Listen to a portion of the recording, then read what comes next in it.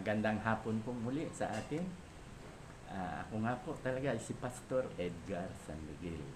Nakasalukuyan pong nakadistino sa Si Jesus ang Daan Christian Ministry dito sa 184 4K Subdivision, Tabon 2, Kawit. At kung kayo po ay nasa paligid lamang dito, inaanyayahan ko po yung malalapit lang dito sa Kawit na dumali po sa amin sa church na ito. Ito po ay napakabatang church pa lang na ang pangalan po ay Si Jesus ang Daan. Bagamat ang inyong lingkod ay 29 years na po akong pastor. At marami na po akong napagpastoran. Methodist, CFF at CFF at sa Iglesia Evangelika Metodista in Las Islas, Pilipinas. Ako po ay naging pastor din. Siguro, nagtataka kayo dahil nasa Himpapawid po ako, mapapanood nyo po sa Facebook, sa YouTube. Napakahalaga po kasi ng itinuturo ko. 3 lamang po ang itinuturo ko. Salvation, kapag binawian tayo ng buhay, sa langit ang tungo natin. Pangalawa, ahaba po ang buhay natin hanggat gusto mo. No? Ako nga, ang sabi ko, gusto ko 101. Kasi ang gusto ni Lord, 120. Ayaw ko na naman 120. Medyo amoy lupa na tayo noon. At pangatlong itinuturo ko, pagpapalain ka. Hindi ka gugutumin. I-bless ka ni Lord. Katulad ko, ako ang isang buhay na patutuo na hindi po ako pinabayaan ni Lord. Ako po nga ay 73 years old na. No? Kaya, ichina-challenge ko po ang lahat na makinig sa programa ito na Si Jesus ang Daan. Okay, itutuloy-tuloy ko lamang po yung binanggit ko last yung pangalawa kong pagsalita na si Abraham ay naligtas at may pangako. May pangako kay Abraham na pagpapalain kita hanggang kaapu-apuhan, ililigtas kita hanggang kaapu-apuhan, ang lahi mo maliligtas. Mababasa yan sa Romans 11:26. All Israelites are saved as it is written, sapagkat nasusulat, no, na ang lahi ni Abraham ay maliligtas hanggang kaapu-apuhan. Okay, na-prove na po yan. Mababasa po natin yan sa Mateo chapter 1, verse 1 to 17. Kita nyo? Ang unang book sa New Testament ay Mateo. At ang Mateo chapter 1, verse 1 to 17 ay yung lahi ni Jesus nagmula kay Abraham. Okay, so yan po ang salvation na itinuturo ko. Nabanggit ko nga na lahat po ng nananampalataya kay Kristo magiging lahi na ni Abraham. No? Kasi itong lahi ni Abraham, Israelita, Hudyo, Hebreo, siya lang po ang pinanggalingan si Abraham. Nasusulat po, lahat sila maliligtas. Up to 1,000 generation pagpapalain at maliligtas. So, yan po ang aking itinuturo. Bagamat, hindi talaga sa akin ang galing yung itinuturo kung yan, nanggaling po yan kay Apostol Pablo. Si Apostle Paul. Yan ang binabasa ko po. Tulad ng Galatia chapter 3, verse 29, ang may akda po niyan, ang may sulat, ay si Pablo.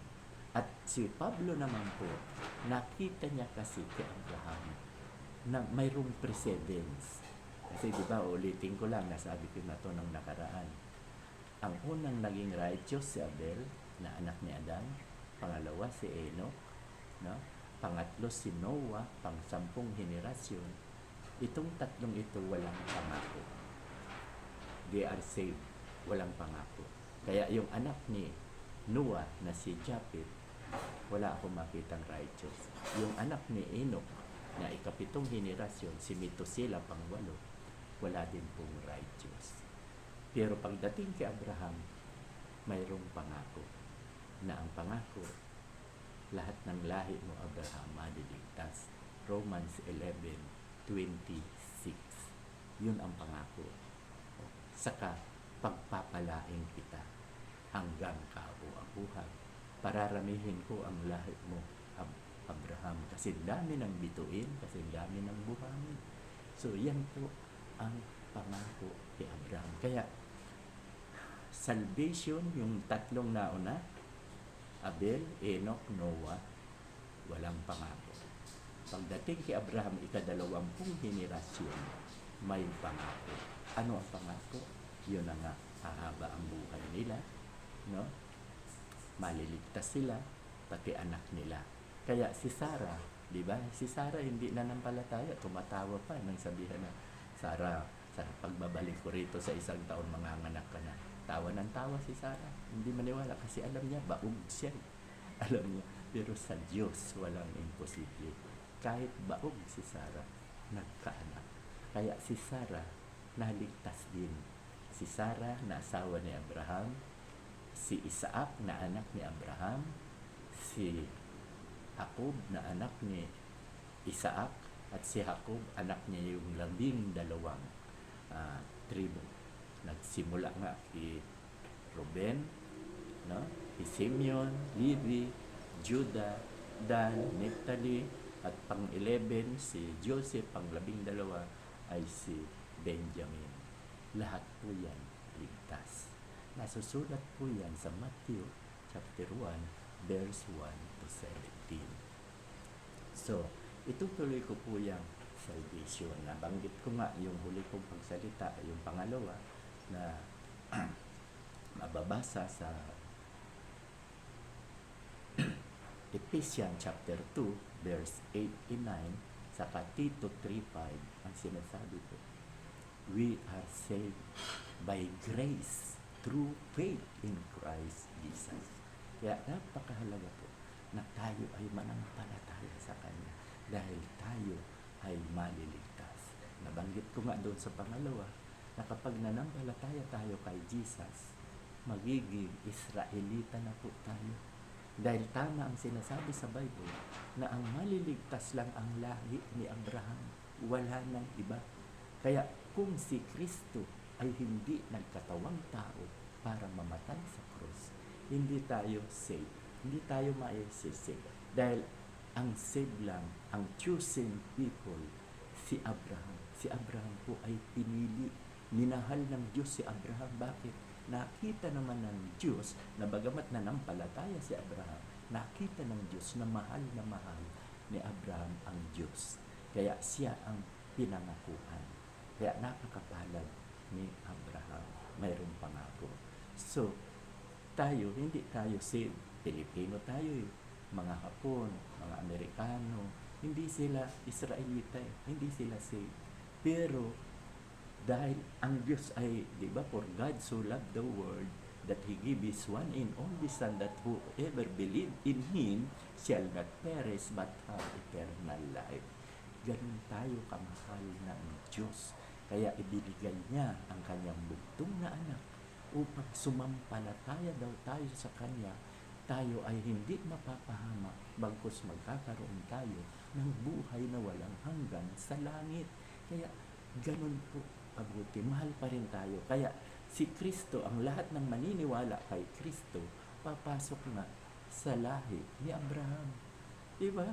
Galatia chapter 3 verse 29, ang sabi po doon ni Pablo, kung kayo'y kay Kristo, kabilang ka na sa lahi ni Abraham, anak ka na ni Abraham, at lahat ng ipinangako kay Abraham, matatanggap din natin. So napakaliwanag na tayo ngayon, spiritual, ang tinutuko spiritual, lahi na tayo ni Abraham. Hindi lang yan, mayroon pa isang example. Sa Romans chapter 11 verse 25, mayroon lamang daw takdang bilang ang hintil. Tayo. May takdang bilang. Ang Diyos lang ang nakakaalam. Kapag naiugpong na tayo, ang sabi sa Romans, the whole chapter 11, naiugpong na tayo, saka naman yung napangakuan niya, ibabalik niya itong mga Israelita. At para maranasan din itong mga Israelita ang habag. Katulad natin, naligtas tayo sa habag. pag-ibig, mercy. Diba? We are saved by grace through faith in Christ Jesus. Kaya papasok po talaga sa lahi ni Abraham. Kasi, no, kung walang Kristo, itong sasabihin ko sa inyo, kung walang Kristo, ang maliligtas lahi lang ni Abraham. Kawawa tayo. Dahil walang Kristo. Kaya ganun po kabuti ang Diyos Ama. Hinandog niya once si Jesus. Kaya yung kaligtasan natin, kapag nanampalataya ka, maliligtas ka, pero papasok ka sa lahi ni Abraham. Aayaw ka pa ba niyan? Ano ba yung pangako kay Abraham? Pagpapalaan kita hanggang kaapu-apuhan. Hindi ka magugutom, i-bless kita. Wala talagang gutom pag naki Jesus Christ ka. Kaya napakaganda po na tayo ay manampalataya kay Jesus. Maliligtas ka. Kaya lang, papasok ka spiritual na ikaw ngayon ay Israelita na. Hindi na tayo Filipino citizen. Bagamat Filipino citizen pa rin ako, pero spiritual, lahi na tayo ni Abraham. Israelita na tayo. Kaya hanggang kaapu-apuhan din, save na po yan. Kaya napakaganda po ng salvation na malaman natin ang kaligtasan. Kaya yun nga, ang plano ni Lord, no? Ang plano ng Ama na binigay kay Lord, di ba? Dapat siyang mamatay sa krus. Nang makita nga sa saro ni Jesus, nalungkot siya pero wala siya magagawa. Yun ang katungkulan niya para mamatay. Dahil kung si Kristo ay hindi mamamatay sa krus, kawawa tayo. At kung si Kristo hindi nagkatawang tao, kawawa tayo. Israelita lang ang saved. Tandaan nyo, nang ipinanganak si Abraham, ikadalawampung henerasyon from Adam, wala pa si Jesus Christ. Kailan lang ipinanganak si Jesus Christ? From Abraham to Mary is 41 generation. Kaya nang ipanganak si Jesus, ika-42, 42 generation. 42 generation from Abraham. So, ligtas lahat yan. Kaya, bakit ko nabanggit yan? Sila lang talaga ang maliligtas. Ika-42. Ano ang ika-43? Wala namang asawa si Jesus, di ba? Nagkaasawa ba si Jesus? Dugtong-dugtong sana yan. Wala. Pero, maraming anak si Jesus. No? Maraming anak si Jesus. Pero, wala siyang ginamit na babae. Dumami lang ang kanyang anak. Bakit? Basahin po natin sa John chapter 1, verse 12. Ano po ang sinasabi doon? Subalit ang lahat ng tumanggap kay Jesus at nanalig sa Kanya ay binibigyan niya ng karapatang maging anak ng Diyos. Si Jesus po ay totoong Diyos at totoong tao, duwan. So, anak na tayo ni Jesus. Kaya tayong mga Gentiles na naniniwala kay Kristo, ika-43 generation tayo. Kaya pala, ang pangako ng Diyos Ama kay Abraham, pararamihin ko ang iyong lahi kasi dami ng bituin, kasi dami ng buhangin. Totoo, nangyayari na ngayon. Kasi ang dami ng Kristiyano, ang dami ng nananampalataya kay Kristo. Na bagamat walang asawa si Jesus, maraming anak. Yung nanampalataya sa Kanya, magiging anak niya, anak na tayo ng Diyos, di ba? Ulitin ko lang, John 1:12. Subalit ang lahat ng tumanggap at nananalig kay Jesucristo ay binibigyan niya ng karapatang maging anak ng Diyos. So tayo, anak na ni Kristo.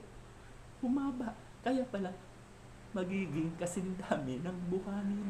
Magiging kasindami ng bituin ang lahi ni Abraham dahil tayo ay lahi na ni Abraham. Galatia 3 verse 29. Kung kayo'y kay Kristo, kabilang ka na sa lahi ni Abraham at lahat ng ipinangako kay Abraham, matatanggap din natin. Aayaw ka ba? Ako, hindi ako aayaw. Kaya spiritual, Israelita na po ako. So, puputulin ko po dahil mas maganda yung 20 minutes lang ang pagsasalita ko. subaybayan po ninyo ang programang ito na si Jesus ang daan. Ito po ay napakabata. 3 taon pa lamang po ito na ibinigay sa akin ni Lord. Ipinagkatiwala niya sa akin mismo ang pangalan niya na si Jesus ang daan. Kasi natatandaan ko po, mga 25 years ago, sikat na sikat ang dating daan. Si Elo Soriano. Kaya pastor na po ako noong panahon na yun. Kasi 29 years na po akong pastor. So, ang sabi ko, Lord, pag binigyan mo ako, pinagkatiwalaan mo ako ng isang church, ang ipapangalan ko, ikaw mismo, hindi yung dating daan. Kasi dating daan, wala ang pangalan mo. Kaya ako, sabi ko, si Jesus ang daan. Hindi ba tayo nagtataka? Abay, ang tagal-tagal na wala pa palang registered na si Jesus ang daan. Ngayon ko lamang po na iparehistro last year, September. Last year ko po na-registered ang SEC. At registered din tayo sa BIR. No? Okay, so hindi ko na patatagalin. Kaya ako'y naniniwala na itong church na ibinigay sa atin dito sa 184 4K subdivision ay galing kay Lord. Tayo po'y manalangin. Lord, maraming salamat po na muli ay binigyan mo ko ng pagkakataon na maisiwalat ko, maipaliwanag ko ang pag-ibig mo, Lord. Salamat po, lalong-lalo na sa salvation. Ito po ang dalangin na binibigay ko po ang kapurihan sa pangalan ni Jesus na aming tagapagligtas. Amen at amen.